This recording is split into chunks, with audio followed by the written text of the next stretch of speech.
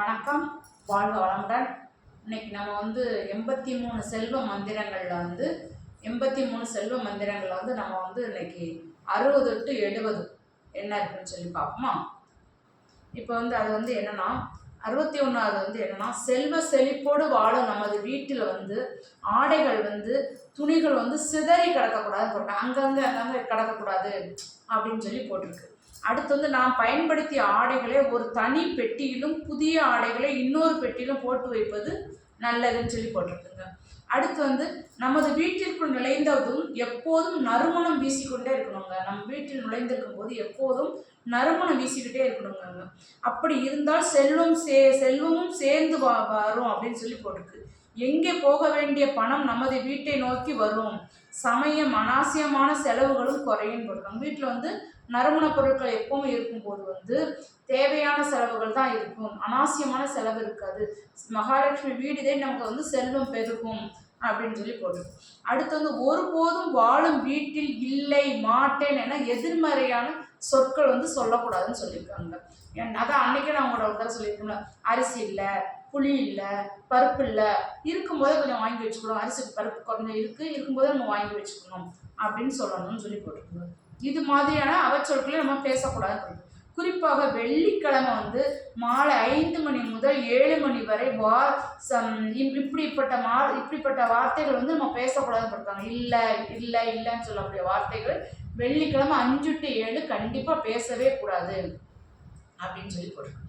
அடுத்து வெள்ளிக்கிழமை மாலை 5 மணிக்குள் நமது வீட்டை பெருக்கி சுத்தம் செய்ய வேண்டும் சொல்லி போட்டிருக்கோம். கற்களை வீடு தூக்கூடாதுன்னு சொல்லுவாங்கள்ல, அதனால 6 மணிக்கு முன்னாடி வீட்டை பெருக்கி சுத்தம் பண்ணிடணும்னு சொல்லியிருக்காங்க. அலசி விட்டு அதுக்கப்புறம் அலசிய பின்னர் நமது வீட்டு பூஜை அறையில் நெய்யில் தாமரை நூலில் தீபம் ஏற்றிட வேண்டும்.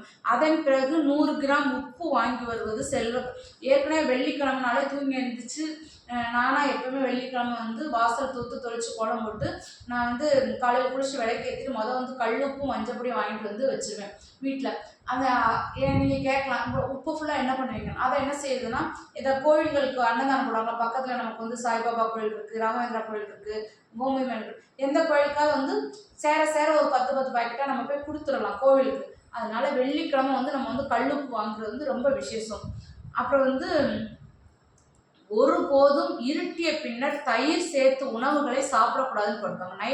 இரவுக்கு அப்புறம் தயிரை சாப்பிடக்கூடாது இரவுல அப்படின்னு சொல்லி போட்டாங்க. அப்படி சாப்பிட்டால் எவ்வளோ பெரிய கோடீஸ்வரராக இருந்தாலும் அவன் வறுமையில் உள்ளாவான் அப்படின்னு போட்டுருக்குங்க. வறுமைக்குள்ளா இரவு நேரங்களில் தயிர் ஊற்றி சாப்பிட்டா நல்லா.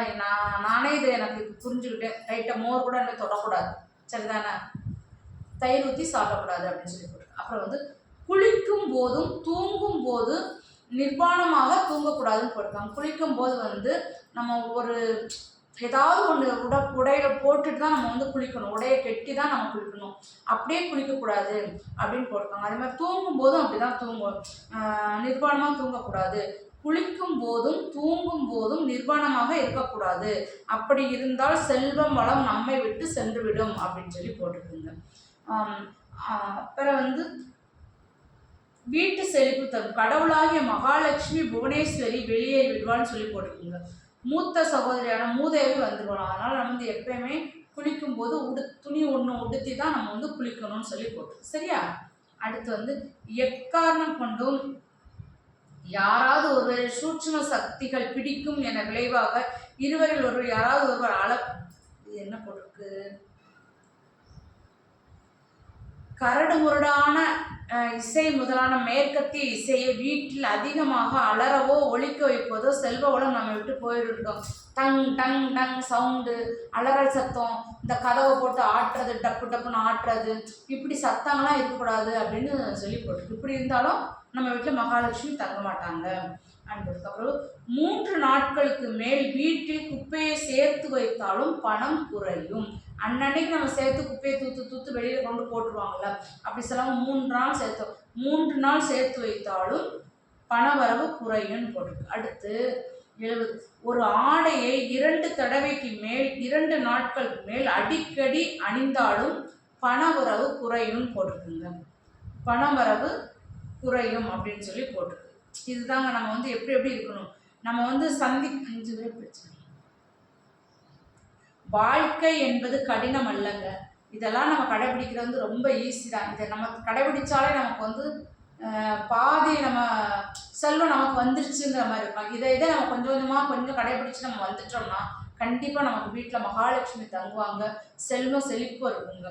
வாழ்க்கை என்பது கடினம் அல்ல. நம்மை சுற்றி உள்ளவர்களை வாழ்க்கை என்பது கடினம் அல்ல, வாழ்வதும் கடினம் அல்ல. நம்மை சுற்றி உள்ளவர்களை சமாளித்து வாழ்வது தான் கடினம். சரிதானாங்க? அதே மாதிரிதான் வாக்குவாதம் செய்பவர்கள் வாழ்க்கையில் ஜெயிப்பதும் இல்லை, வாழ்க்கையில் ஜெயித்தவர்கள் வாக்குவாதம் செய்யவும் மாட்டாங்க. இதாங்க கதை. இந்த பொருள் இந்த செல்வம் இது பண்ணுறது 83 செல்வங்கள் பெறதுக்கான மந்திரங்கள் இதுதாங்க. இன்னைக்கு வந்து 70 வரைக்கும் படிச்சிருச்சு. நாளைக்கு வந்து 71 to 83 வரைக்கும் முடிஞ்சது. 83 மந்திரங்கள் முடிஞ்சது. கண்டிப்பாக இதில் வந்து நமக்கு நம்மளால் முடியுங்கிறத கடைபிடிச்சு வீட்டில் வந்து ஆரோக்கியமும் அன்பும் பண்பும் வந்து மகாலட்சுமி கடாட்சம் கண்டிப்பாக உண்டாகும். இதை நம்ம கடைபிடிப்போம். மீண்டும் ஒரு நல்ல தகவலுடன் உங்களை சந்திக்கிறேன். நன்றி, வணக்கம், வாழ்க வளமுடன். என்னோட சேனல் உங்களுக்கு கண்டிப்பாக பிடிக்கும். லைக் பண்ணுங்கள், ஷேர் பண்ணுங்கள், சப்ஸ்கிரைப் பண்ணுங்கள். நன்றி, வணக்கம், வாழ்க வளமுடன்.